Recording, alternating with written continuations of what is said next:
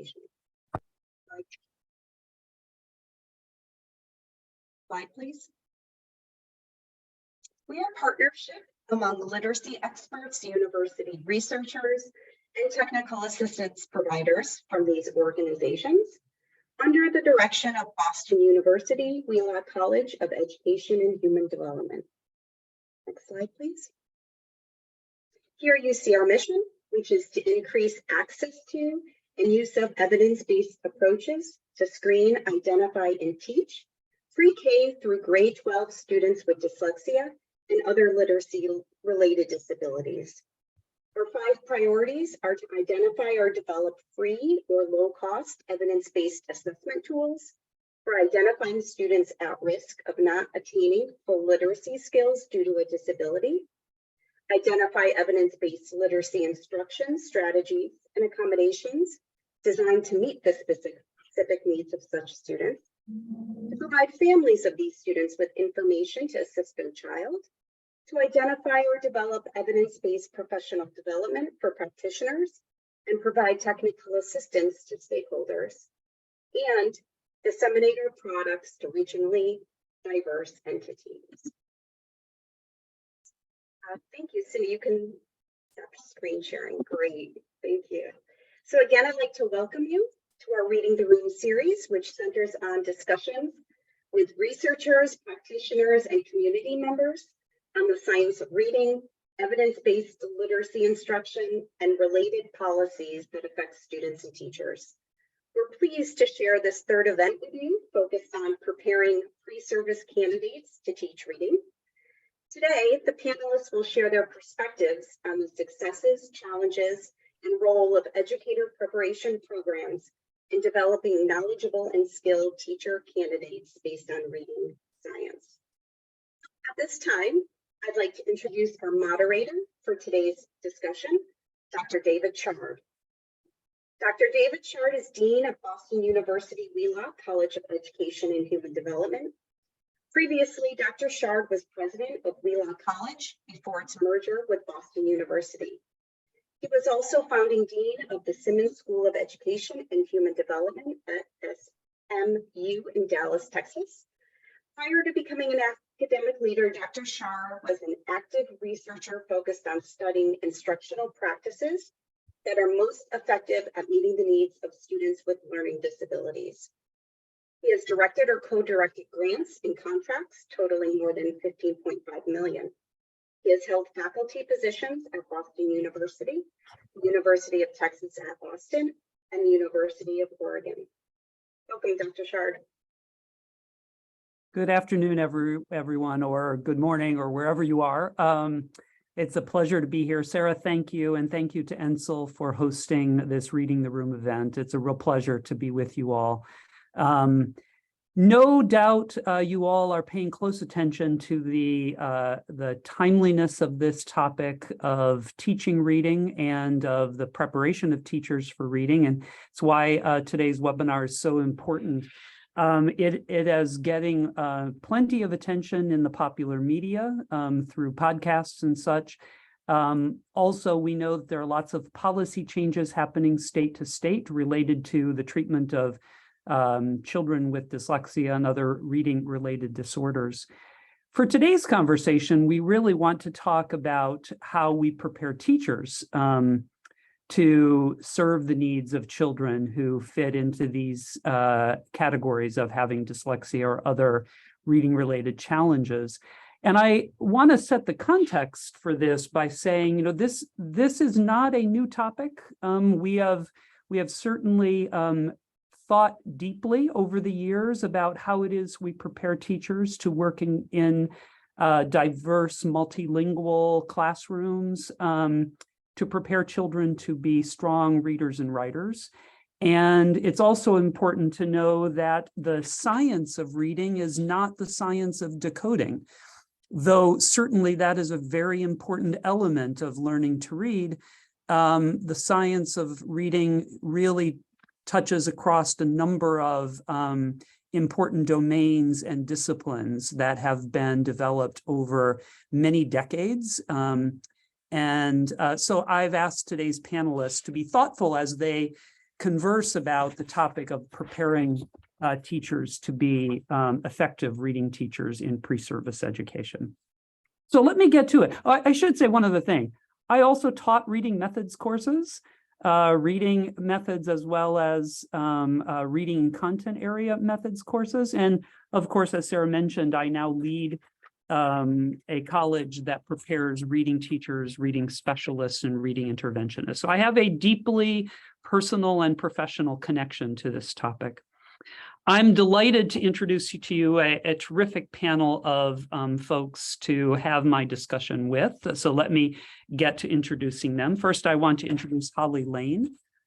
Dr. Holly Lane is the Irving and Rose Fine Professor of Education at the University of Florida and Director of the University of Florida Literacy Institute. I'm sure she's a friend and known leader for many of you. Her research focuses on the prevention of reading difficulties through effective early literacy instruction, the remediation of literacy skills for students with dyslexia, and methods for helping pre-service and practicing teachers develop the knowledge and skills they need to be effective reading teachers and interventionists. Dr. Lane has directed more than $20 million in grants to support reading research and the development of teachers and researchers. Holly, welcome. It's good to see you. Thanks so much. It's wonderful to be here. Great. And next is David Brobeck. Dr. David Brobeck is a research associate with the University of Cincinnati Systems Development and Improvement Center, where his work intersects literacy and leadership. David taught middle and high school reading and language arts for 17 years before serving as a principal and superintendent for 18 years. Prior to his work with UCSDI, David was a graduate professor at Walsh University. He holds a PhD in education leadership from Kent State University. David, welcome. Great tie. And Heather Pesky. Great to see you, Heather. Dr. Heather Pesky is the president of the National Council on Teacher Quality.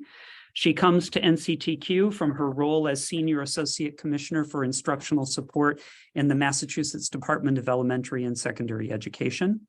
After having started her career as an elementary teacher in Baton Rouge, Louisiana, Dr. Pesky served as a Director of Teacher Quality at the Education Trust and later as Vice President of Programs at Teach Plus. Dr. Pesky earned her master's degree and doctorate in Administration, Planning, and Social Policy from the Harvard Graduate School of Education. Great to see you, Heather. So for the next 30 minutes or so, it's my delight to be able to ask questions of these three panelists about pre-service education and preparation of teachers in the science of reading. And then I will ask them to engage and jump in if I don't call on them immediately, so we can have this be conversational. And we'll reserve some time at the end for questions from the panel, or from the audience. So let's get started. First name's okay? Holly? Yep, thank you. Holly, why is focusing on the role of pre-service education and preparation of teachers so important when we talk about reading science? Well, that's really where it all starts, right? What's the purpose of teacher education if not to prepare teachers to do what is arguably the most important part of their job, teaching children how to read? We know from NAEP results and from lots of other sources of data that kids across this country are really not getting what they need. And we know that a lot of the reason for that is that their teachers didn't get the preparation that they needed. We certainly can't blame teachers if they were prepared in ineffective methods or inadequately prepared. We have a pretty dire nationwide teacher shortage right now, which also means that there are more teachers than ever who were alternatively certified. This makes it, I think, even more important that pre-service teacher preparation is really strong, but it also means that the professional development of practicing teachers is now more important than ever. I wonder if Heather or David have any follow-up to that, the importance of pre-service preparation in our thinking about this. Yeah, I mean, looking at it from two roles, both as a university professor, but back to my days in K-12, when we're hiring a new teacher, we understand there's going to be a transition time. The better prepared they are, the more likely they're going to be able to service the students in a good way. The other side to it is many districts, at least in Ohio, in our region now, are looking at the science of reading, and what we're doing at the preparation level doesn't always align. That was part of our motivation when I was at Walsh, and it continues to be for many of the universities as we see this transition continue to evolve. Heather, I want you to dig down into this a little more, because I know you at NCTQ have examined state teacher preparation policy, which of course the requirements of those policies focus on improvement around evidence-based reading practices. But what have you learned across the country? Well, first, I would say can you see me? Okay, good. Zoom just did something strange. It's nice to see you all. And it's great to have both folks from teacher prep as well as people from departments of education, which I think is kind of at the heart of your question, David. So we've learned a lot at NCTQ, the National Council on Teacher Quality, about where we are in terms of state teacher prep policy requirements. And there's a lot more work to be done. So we know from the National Institutes of Health that the rates of reading failure in our country can be reduced to less than 1 in 10 students when teachers provide reading instruction grounded in the science of reading. So we need to really accelerate these efforts. And when we do analysis on state policies at NCTQ, we see that a majority of states, we found 32, have standards that require approved teacher preparation programs to provide scientifically based reading instruction. But the standards really vary in terms of specificity and in terms of how the states ensure that the teacher prep programs adhere to those standards via their program approval process. The good news is several states have recently adopted frameworks and requirements that promote scientifically based reading instruction. You may have heard, for example, of the so-called Mississippi Miracle.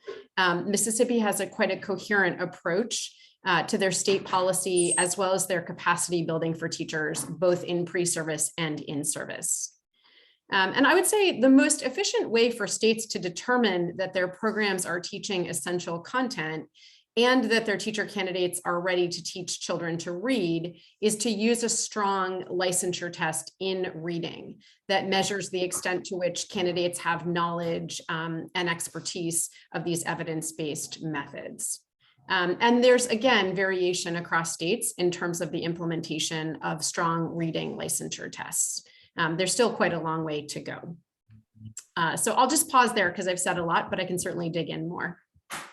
Yeah, I think it's fascinating. I want to ask both David and Holly, who have had experience in teacher preparation programs like I have.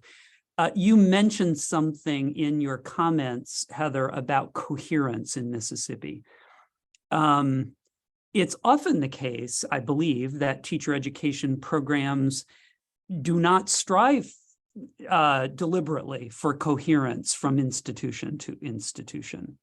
So I'm curious whether or not either Holly has experience or David has experience in their various regions of the country where there's an effort to build coherence across institutions, or whether the only way to get at it is what Heather's describing, is test them after they've received their degrees. So just comments about that issue of coherence.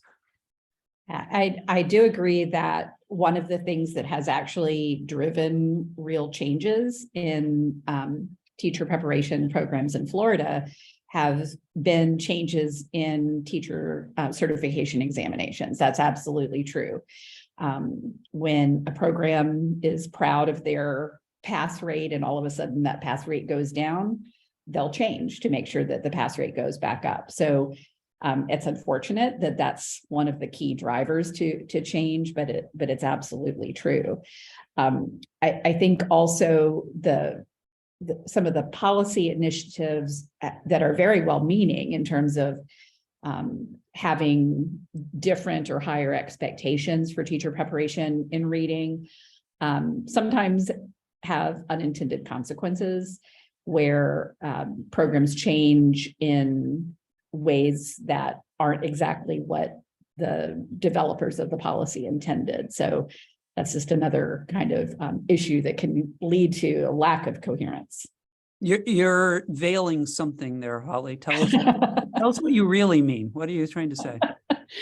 Oh, well, so for example, we had a policy change in Florida a few years back where there was an expectation that teacher preparation programs include multisensory methods.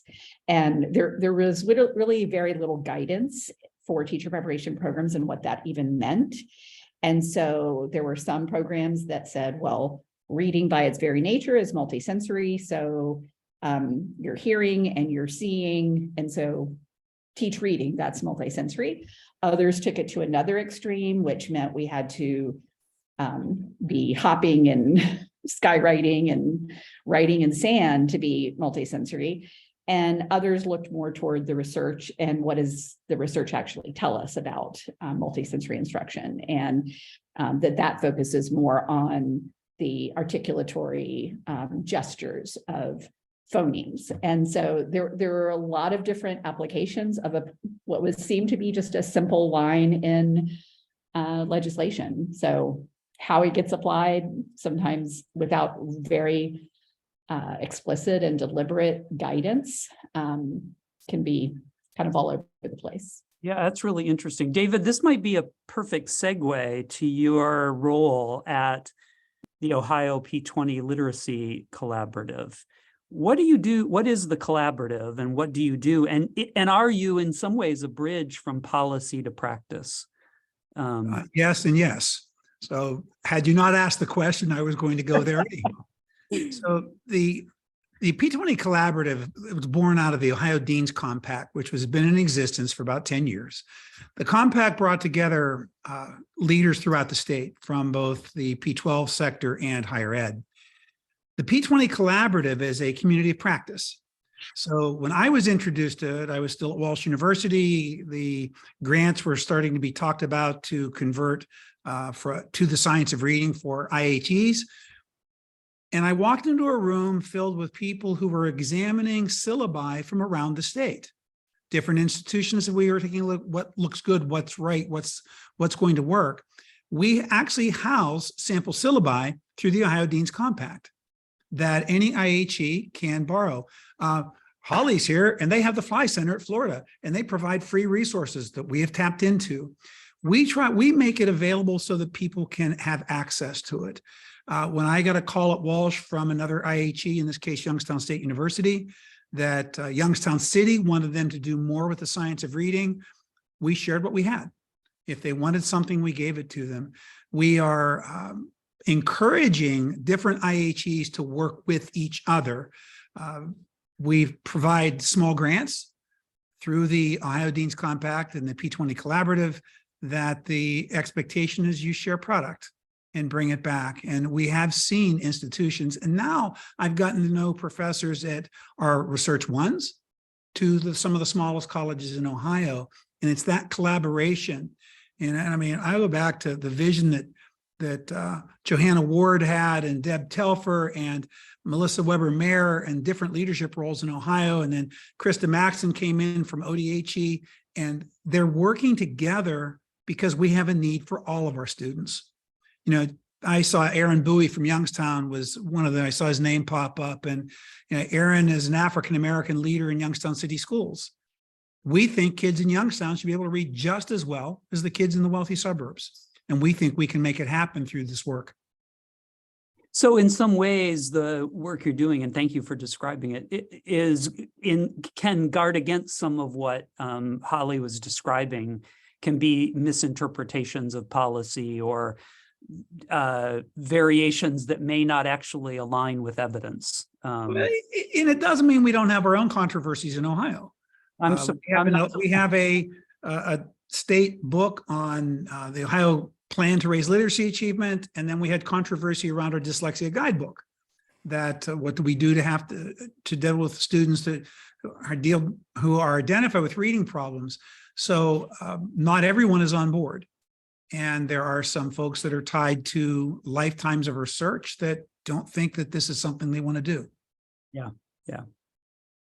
Interesting. So let's talk about the programs themselves for a minute. And I'd really love to hear, Holly, you give us some, try to tell us what would a effective teacher preparation program include. And then I'm also going to ask you, Heather, to talk about what NCTQ guides people on, or perhaps analyzes, what are the standards of what an exemplary teacher preparation program would look like in the area of reading. So Holly, why don't you jump in and start us off? Sure. So, we talk a lot about what kids need to become effective readers. So we know that in the early grades, they need explicit and systematic instruction in foundational skills. They need ample opportunities to practice those skills. They need feedback on how they're doing. And that's what gets them to the point where they can access text on their own and do that effectively. So at that point, they also need a strong command of spoken language and so forth. So I think there's a really strong parallel with what teachers need. All those same things apply. Teachers, when they're just starting out, in order to become an effective reading teacher, they need very explicit and systematic instruction in the foundations of teaching reading. They need to have ample opportunities to practice what they've learned, and they need lots of feedback on how they're doing. I feel like the feedback piece is a part that is sorely missing from a lot of teacher preparation, and a lot of practicing teachers don't get feedback on their practice either. But laying that strong foundation, I think, requires a lot of explicit instruction in the basics of reading. And one of the things that I find a little bit problematic also is that the way that reading is presented, both in pre-service preparation and in professional development for practicing teachers, is often characterized by what kind of came out of the National Reading Panel as the 5 pillars, or the Fab 5, components of reading. And although it's great that teachers now, compared with teachers in the 90s before the National Reading Panel came out, can tell you what are these key components of reading, that's a huge improvement. But the thing that I find problematic about it is that the way that that's presented as these 5 separate constructs really does a disservice, I think, because there isn't nearly enough explanation of how these things are connected. And so, I'll hear teachers talking about phonemic awareness as if that's over here somewhere separate from phonics, because those are 2 different pillars in the big picture, or somehow that we don't teach phonics in order to get kids to the point where they can comprehend text, that those aren't connected. So having, I think, a conceptual framework that doesn't address these as separate constructs, but puts comprehension at the center of it all, and really helps teachers understand how everything they do should serve the ultimate purpose of getting kids to be able to read and comprehend text independently, is really important. I feel like a lot of what they need as well is strong background knowledge about the things that go into teaching reading. So one of the key things is they'll need a really deep understanding of the English language. It seems really obvious when we talk about what part of what makes a good math teacher is they understand math really well. And to make a really good science teacher, they need to understand science really well. But somehow we don't connect deep understanding of linguistics as part of what contributes to a good reading teacher. You need to understand all of the different elements of language well. And then the other piece of that, I think, is understanding, having some basics in cognitive psychology, understanding how people learn and what goes into making sure that that happens. That's thank you. That is really, you've laid it out really well. I'm taking some notes because I want to I want to echo this back in a bit, but Heather, build on that, maybe talk a little bit more about how NCTQ analyzes whether or not policies and or programs are doing the kinds of things that Holly mentions. Thank you, Holly. I think this will build, I'll build off of your comments. So right now, NCTQ is engaged in what we call the Teacher Preparation Review Reading Foundations Standard. And basically what this is together with EdPrep faculty and reading content experts from across the nation, we developed a set of standards for what teacher preparation programs, those preparing elementary teachers who will be licensed to teach reading, including teachers who are teaching students with disabilities, teachers teaching multilingual learners. We set this set of criteria. And I would be remiss if I didn't acknowledge Linda Diamond is on this webinar, I noticed, and she's the expert who is leading this work for NCTQ. So I'm the one who gets to talk about it, but Linda's really the one we rely on to do this good work.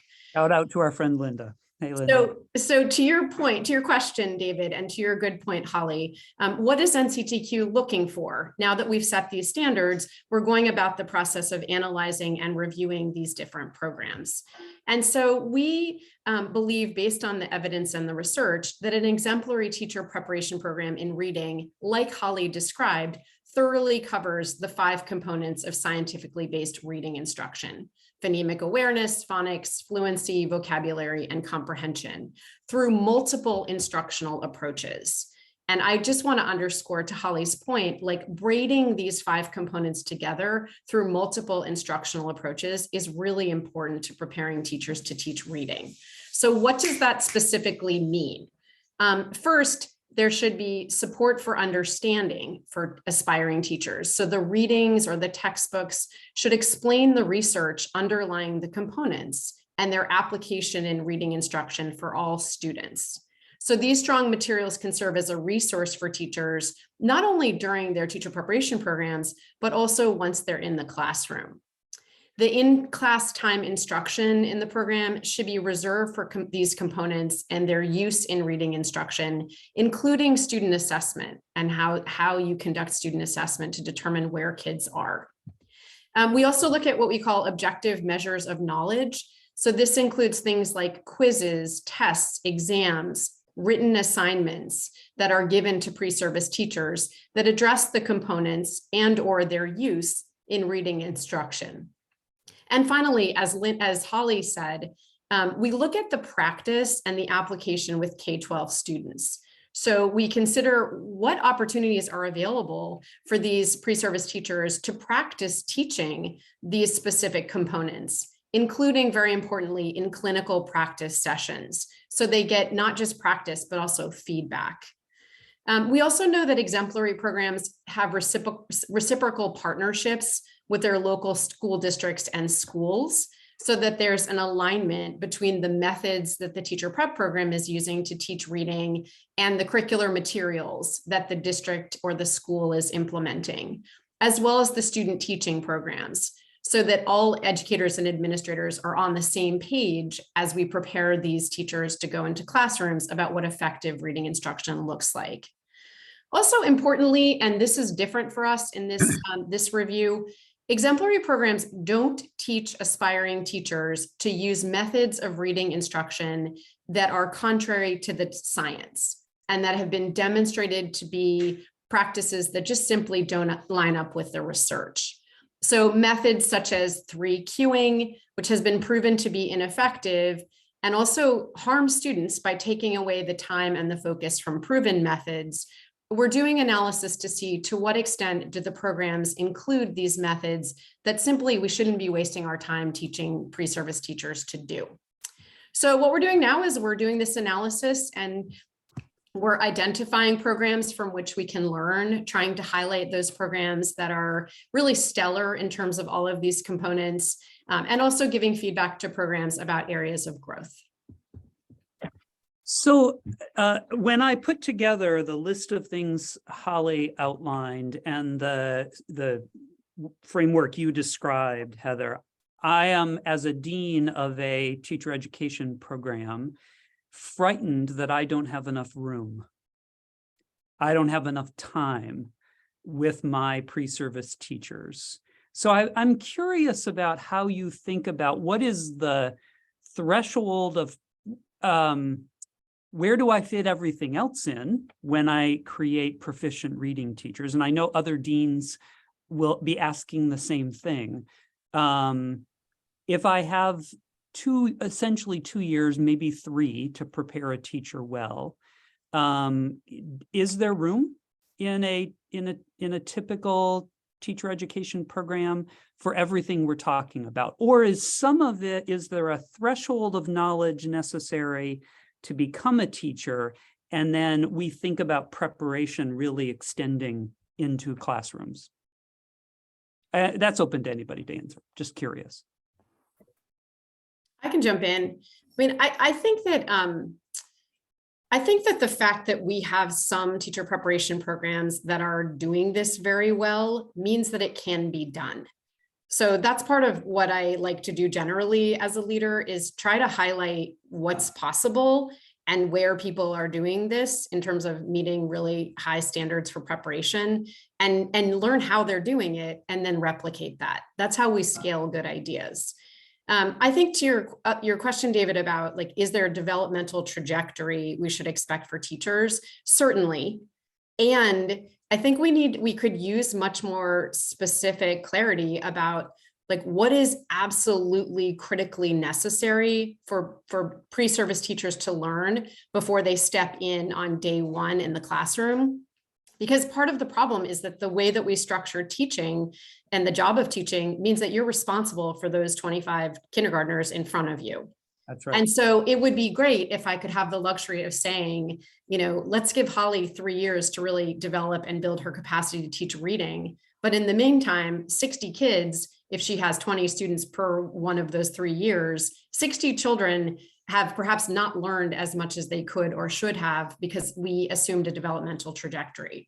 So I think this would be helped if we did a better job of being like even more specific about what teachers must know and have. And that's what states are trying to do through their reading licensure exams, as well as some of their assessments, performance-based assessments.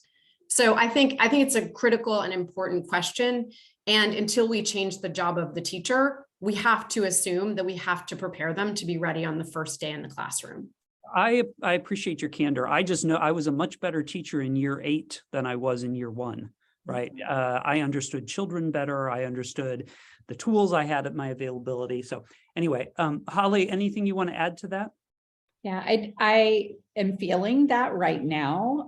Our program at UF, for a lot of different reasons, just changed from a 5-year program, a bachelor's plus master's program, to a bachelor's only program. And so we have gone from the luxury of having 5 reading courses, including a practicum that's not including children's literature or other language-based courses, that's just teaching reading, where by doing all of that, we were able to put out some amazing reading teachers from year 1. They went out and could teach anybody how to read.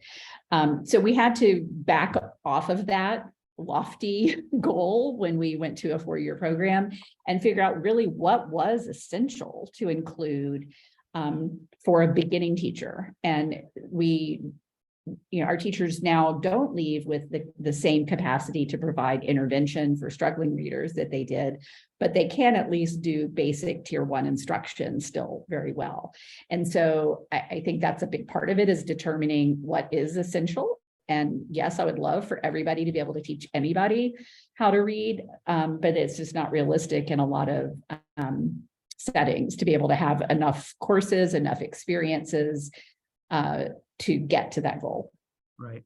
And as was mentioned at the top, I think the shortages of teachers currently that we're facing in many places both makes it even more important that we focus on the effort we are putting into teacher preparation, but also are mindful of the fact that we have to do as good a job as we can with the teachers we're recruiting. David, I want to ask you to talk about this very issue? Like, what is it that as programs are thinking about their preparation of teachers to teach reading, what kinds of needs do they have? What sort of design, how do they redesign their program to be more effective? What are some things you've witnessed, challenges that they've faced, and what does the Ohio P20 collaborative do to help them? Well, first of all, let me go back to it is the P20 collaborative. So we talk to our partners. We want to know what are our P12 districts, what do they need? What are they looking for? So part of it is we started foundationally, we need to have a solid foundation of what's in the courses, what are in the syllabi. We have 2 Ohio literacy leads, Michelle Alaya, that many people know, and Carolyn Turner. When I was at Walsh, they helped us rewrite our courses. So we wanted to make sure that we were getting the best resources we possibly could to do that. But we also partnered with our regional service centers and a district that was very, very interested in making sure their classes and their classrooms were embedded with the science of reading. So talking to the people who are, it's kind of like if you want to know what the students think of your class, ask them. If we want to know what our P12s think about what we're doing in preparation, we need to ask them. So that's what we did. Beyond that, the element of it, and I'm going to go to some of the things about preparation, as a superintendent, if I can put that hat on for a second, I did understand I needed to develop the teachers. I do understand they're going to come in, even if they, the most outstanding student that finishes, when I was at Walsh University has 4 years in, they're ready to go and they're gung-ho. There are still some things that are challenging.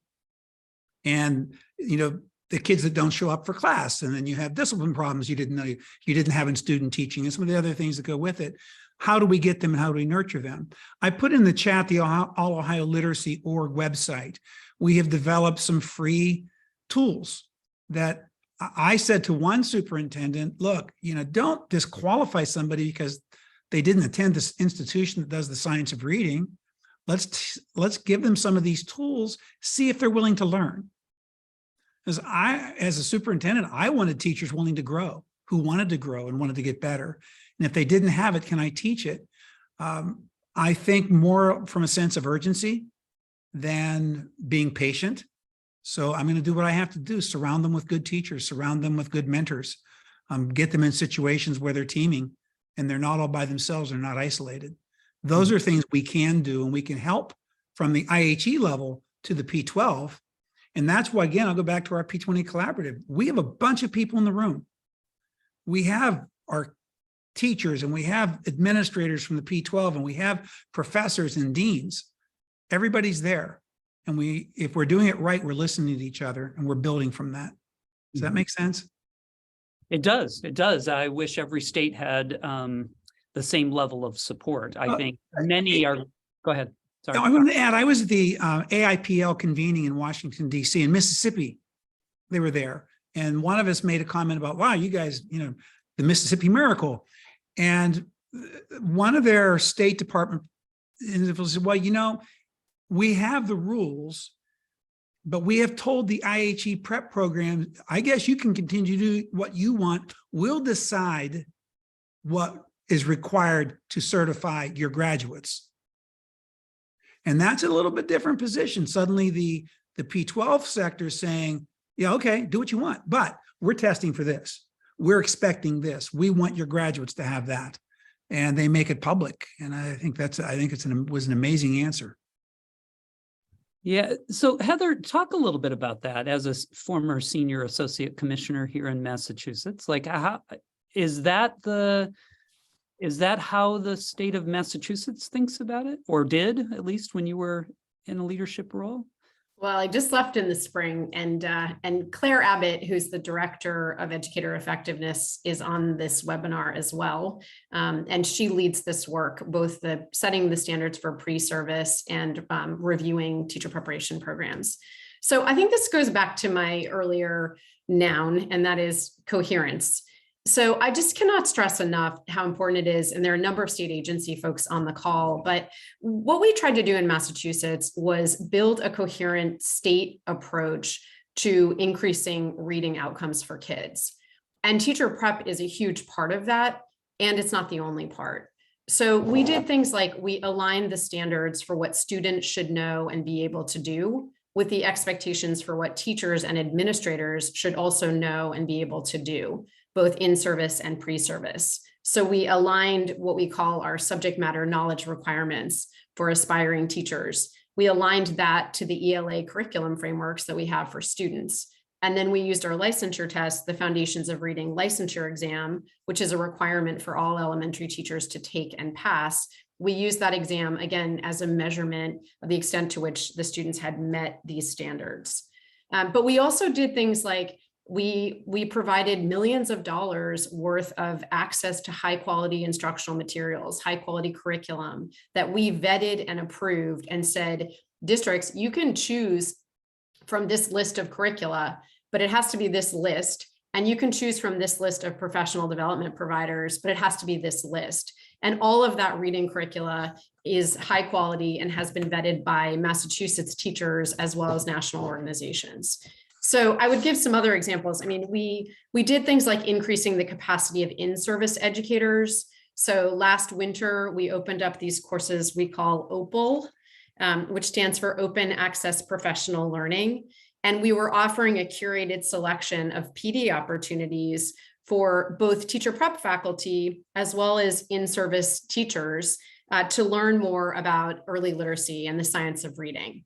And despite the fact that we were in our third year of a pandemic and teachers were exhausted and Herculean, those courses were oversold within a matter of hours. And so there's just like such an appetite for this. In addition, the department offered grants to districts to be able to revise their MTSS systems. We also collected and published data on curriculum use to try to promote change. And then we told stories where we tried to highlight improvements and build a culture of learning and growing. Again, as a state department, that doesn't cost you anything to serve in this convener role and to really give praise and well-earned narrative around places that we're doing interesting things. So those are just a few of the examples, but I would just say, like, to the state departments in the room, in the Zoom, you just have a lot of possibility and power to leverage to bring coherence, and in so doing to improve reading outcomes in your states. Yeah, and I would add, I think there are a lot of academic leaders who are eager to be part of that. So speaking for myself only, but we really do want our organizations to be preparing teachers to be as effective as possible. There are a few questions in the Q&A I want to ask maybe you to respond to. One is the issue of, I think kind of gets both to the question about ineffective methods or doing the wrong thing, as you mentioned earlier, Heather, and making sure that that doesn't happen in our preparation programs, and also academic freedom versus evidence. And Holly, has this come up at Florida? If you're allowed to, you feel comfortable talking about it? Sure. I mean, I'm very fortunate that I'm at an institution where pretty much all of the people who teach reading are on the same page, and we don't have the conflicts that you see at a lot of institutions. So I recognize that this is kind of a unicorn in that regard, but I do think it's an important issue. There are, faculty who have done things the same way for years who feel like what they're doing is the right thing, whether the evidence supports that or not. And breaking through those walls is a really tough thing. It hasn't always been this way here. We have had the same kind of conflicts where people had very different ideas, people who are no longer here, thank goodness. But I think that that's an important issue, is having people feel like they are able to design their coursework in the way that they want to do that, but there also needs to be that standard of expectation that who you're turning out in terms of the professionals that are going into the field can do the things that they're expected to do. Mm-hmm. There's always tension there. Yeah, I would just add to that, because like academic freedom. I mean, I'm not an academic. I've never been one. And I don't think academic freedom should mean that you don't teach aspiring teachers how to teach kids to read. Like you look at the NAEP data, like 2/3 of our kids in 4th grade aren't reading proficiently. And that just begs the question, to Holly's point, of like, what's your evidence that what you're doing is actually working in preparing teachers to teach kids to read? And if you can't bring that evidence, then you shouldn't be doing what you're doing, regardless of academic freedom. And that's where the state has the capacity. The state reviews programs in order for them to be able to license candidates. And licensure is not about academic freedom. And so that is where states, to Holly's earlier point, really need to press on the outcome data available about candidates and ask good questions of preparation programs, particularly if the outcome data does not look good. Yeah, and I wholeheartedly agree with what Heather's just saying. The idea that every program, if it is linked at all to state licensure certification, has standards that students, the graduates must meet. And really where the academic freedom should come in is how you get them to meet those standards, not whether you get them to meet those standards, and that they need to be able to do the things that they're supposed to be able to do. And, you know, if you choose a different textbook than me, that's fine.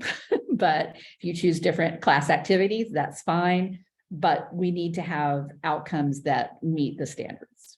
I do wonder about other disciplines. And so, for example, like what's the conversation about academic freedom in a medical school? Because I don't imagine that you just get to invent methods of operating on a heart and teach your students however you think hearts should be operated on. I mean, you know, I don't want to extend the metaphor too far because I don't actually know what I'm talking about, but I think it's an important question. Like, what does the science say? How do we learn what the science is? And then how do we teach around that? And which areas should we have the freedom to figure out how we want to teach? And where do we really need to be clear? This is the content that needs to be taught. And I think part of the problem there lies with, we know a lot about teaching reading, and we know a lot less about teaching teachers and how to teach teachers to do the things that we want them to do. The evidence just is not nearly as robust nor as comprehensive. No, in fact, it's very limited. Very, right. Early on, I learned from my father an important lesson: stop doing things that don't work. That you can improve whatever you're doing if you simply don't do the things that don't, stop doing the things that don't work. And it applies to most, and it applies to your question, because part of it is, as in administration or leadership, if we review the evaluations and students coming from teacher A or professor A aren't as good as they should be, what are they doing that they could stop doing? Are they teaching something that's ineffective, that doesn't align? And it goes back to my point about Mississippi. They did exactly that. We expect this. If you don't, your students aren't meeting it. So I agree that the whole thing about academic freedom and then is not about you get to do anything you want.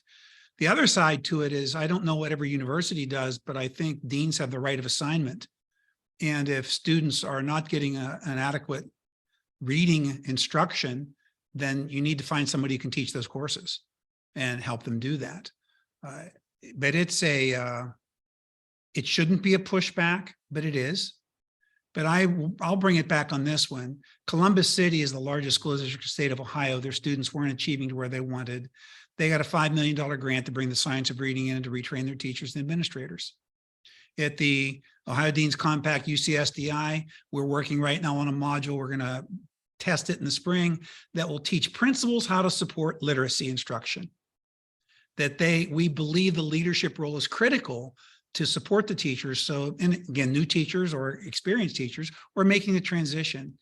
And these are things that we're learning from other states and we're sharing. And again, the UFly, what a cool place that is in Florida. Yeah, clearly, first, when I heard about it, I thought it was bats, but it's not. It's all about reading.